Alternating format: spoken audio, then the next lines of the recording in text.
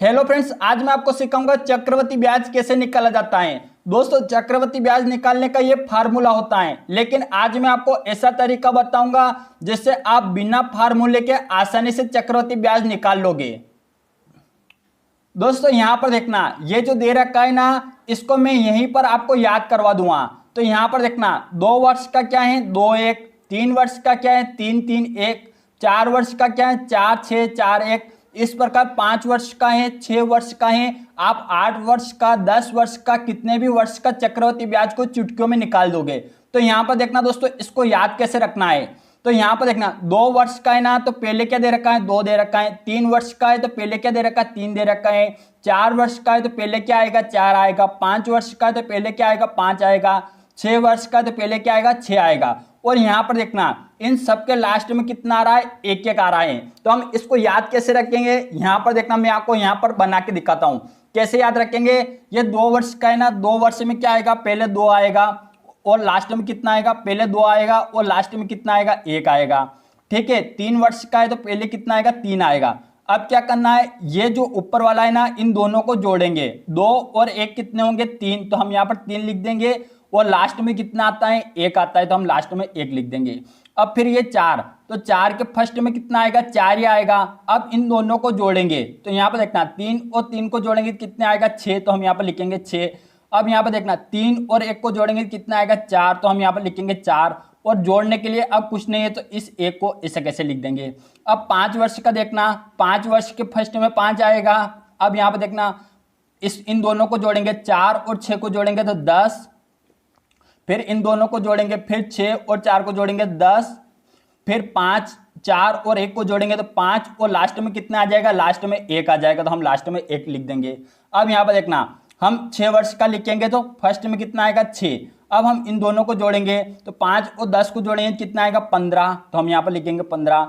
10 और 10 को जोड़ेंगे कितना आएगा 20, तो हम यहाँ पर लिखेंगे 20। अब फिर 10 और 5 को जोड़ेंगे कितना आएगा 15, तो हम यहाँ पर लिखेंगे 15। अब 5 और 1 को जोड़ेंगे कितना आएगा 6, तो हम यहाँ पर लिखेंगे 6। और लास्ट में अब जोड़ने के लिए कुछ नहीं है, तो हम क्या लिख देंगे 1 लिख देंगे। और इस प्रकार आप इसको आसानी से बना सकते हो। अब दोस्तों, इसको हम सवाल में कैसे उपयोग करेंगे ये देखना। तो दोस्तों, अपना सवाल है 5,000 रुपए का 10% वार्षिक दर से 3 वर्षों का चक्रवृद्धि ब्याज कितना होगा।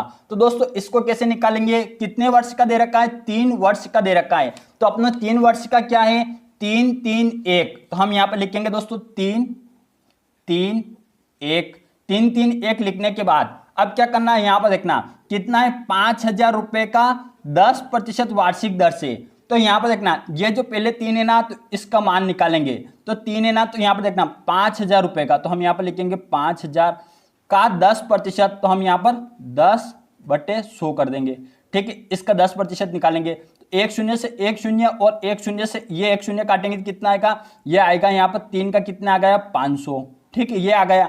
अब फिर हम इस 3 का निकालेंगे, ये फर्स्ट वाले 3 का अपनों ने निकाल दिया, कितना है 500। अब इस दूसरे वाले 3 का निकालेंगे, इसका कैसे निकालेंगे, ये जो 500 है ना, इसका हम ये 10% निकालेंगे। तो 500 का 10% निकालेंगे, यहाँ पर देखना 1 से 1 0 काटेंगे, 1 0 से 1 0 काटेंगे, है ना, ये 0 कट गए। तो यहाँ पर कितना बच रहा है 50 बच रहा है। तो यहाँ पर देखना, इस 3 का मान कितना आ गया 50 आ गया, तो हम यहाँ पर 50 लिख देंगे। ठीक है, अब यहाँ पर देखना, इस 1 का मान निकालेंगे। तो 1 का मान कैसे निकालेंगे, ये जो 50 है ना, इस 50 का हम 10% निकालेंगे। तो 50 का 10% कितना होगा, यहाँ पर देखना 1 0 से 1 0 काट देंगे, इस 1 0 से 1 0 काट देंगे, तो कितना आया 5 आया। यानी इस 1 का मान कितना आया, इस 1 का मान आया 5। ठीक है दोस्तों, अब यहाँ पर देखना, अब क्या किया, इस 3 का मान कितना है 500, तो हम यहाँ पर लिखेंगे 500। ठीक है, इसके नीचे लिखेंगे 500। ठीक है, इस 3 का मान कितना आया दूसरे वाले का 50, तो हम यहाँ पर लिख देंगे 50। ठीक है, इस 1 का मान कितना आया, इस 1 का मान आया 5, तो हम यहाँ पर लिख देंगे 5। अब क्या करना है, यहाँ पर देखना, ये ऐसा था 3 3 1 था। ठीक है, अब यहाँ पर देखना, इनका हम आपस में गुणा करेंगे, 500 और 3 का गुणा करेंगे कितना आएगा 1500, तो हम यहाँ पर लिखेंगे 1500। ठीक है, फिर 50 और 3 का गुणा करेंगे कितना आएगा 150, तो हम यहाँ पर लिखेंगे 150। और 5 और 1 का गुणा करेंगे कितना आएगा 5 आएगा। अब हम इन सबको जोड़ देंगे, तो यहाँ पर देखना 1500 और ये 150 और 5 को जोड़ेंगे, तो 150 और 5 कितने होंगे 155। और 155 और 1500 कितने होंगे? तो 155, तो 1655, तो कितने हो जाएंगे ये? 1655। और यही अपना आंसर हो जाएगा। कितना हो जाएगा? यही अपना चक्रवृद्धि ब्याज हो जाएगा 1655। 5,000 रुपए का 10% वार्षिक दर से 3 वर्षों का चक्रवृद्धि ब्याज कितना होगा? 1655 रुपए होगा। और यही अपना आंसर हो जाएगा। अगर दोस्तों इसको आप फार्मूले से करोगे तो बहुत बड़ा हो जाएगा, बहुत ज्यादा काटपीट होगी और फिर आंसर आएगा। अगर आपको निकालना तो आप इससे निकालना, इसमें जल्दी से आपको आंसर आ जाएगा। दोस्तों वीडियो अच्छा लगा, वीडियो को लाइक कर देना, अपने सभी दोस्तों में शेयर करना और चैनल को सब्सक्राइब करके बेल आइकन को ऑल पे सेट कर देना, जिससे आपको नए नए वीडियो की नोटिफिकेशन मिलती रहे। अब मिलते हैं नेक्स्ट वीडियो में।